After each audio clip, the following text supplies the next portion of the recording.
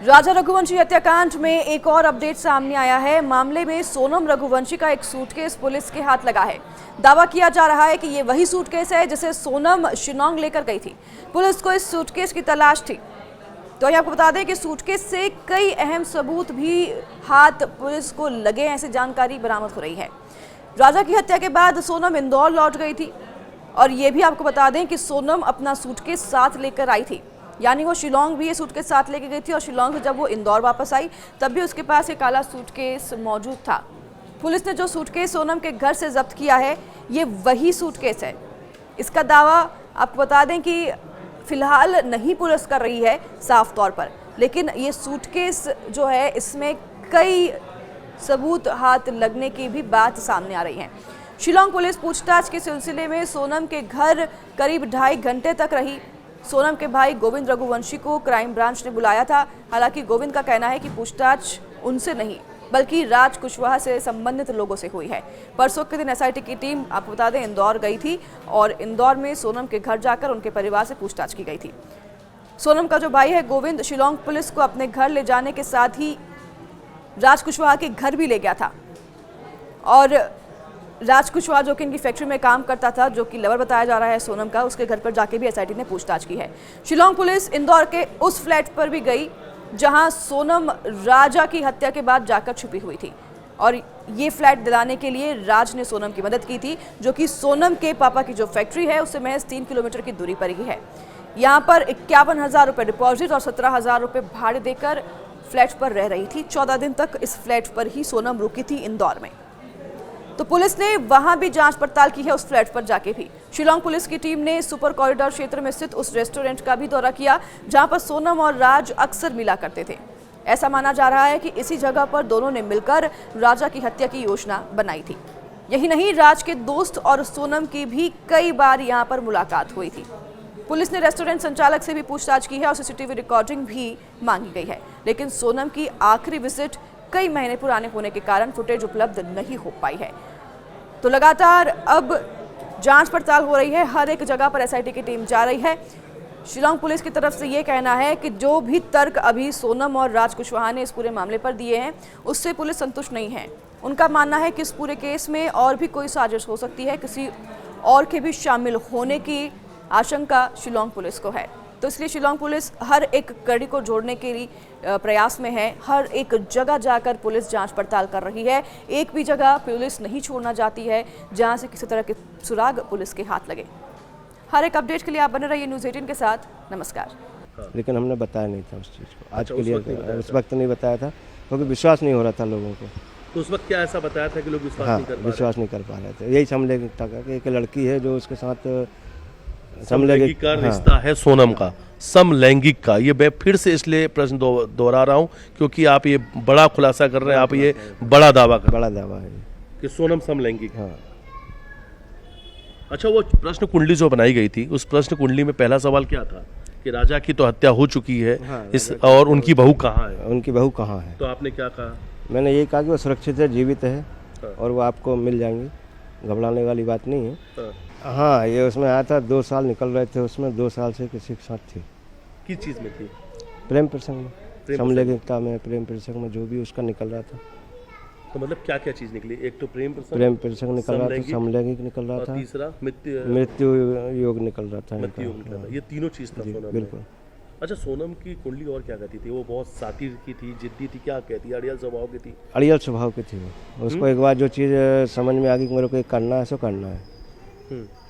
ये मतलब उसका योग में था, योग में था जिद्दी और अड़ियल किसी की नहीं सुनती थी। जैसे कोई चीज़ उसको पसंद आ गई कि ये चाहिए मेरे को, तो उसको वही चाहिए।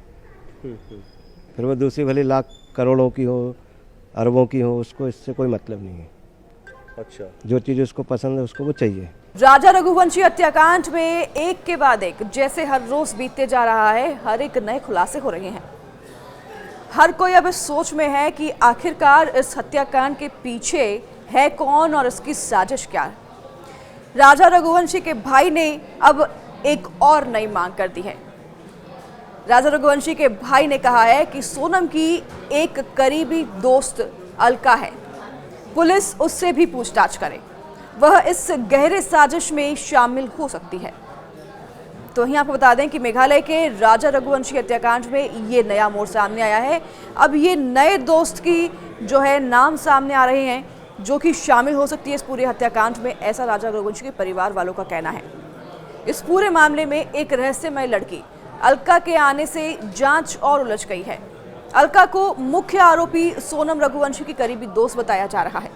राजा के परिवार ने अलका पर शक जताया है और उसका नार्को टेस्ट कराने की मांग की है।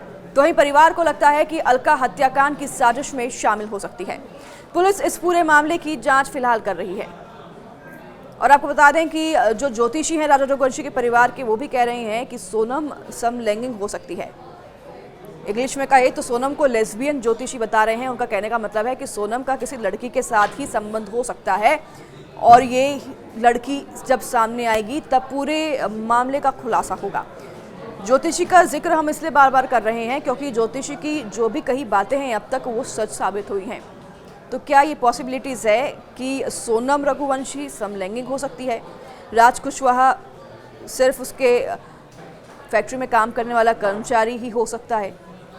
अगर ऐसा होता है तो ये पूरा केस एक नया मोड़ ले लेगा। तो वहीं आपको बता दें कि लगातार खुलासों के बाद, नार्को टेस्ट की मांग करने के बाद ये नया ट्विस्ट आया है। इस केस में अलका नाम की लड़की की एंट्री हुई है। अलका मुख्य आरोपी सोनम रघुवंशी की खास दोस्त बताई जा रही है। तो वहीं राजा के परिवार को अलका पर शक है। उनका मानना है कि अलका इस मर्डर की प्लानिंग में शामिल हो सकती है और राजा के बड़े भाई विपिन ने ये मांग की है कि अलका की भी नार्को टेस्ट होनी चाहिए।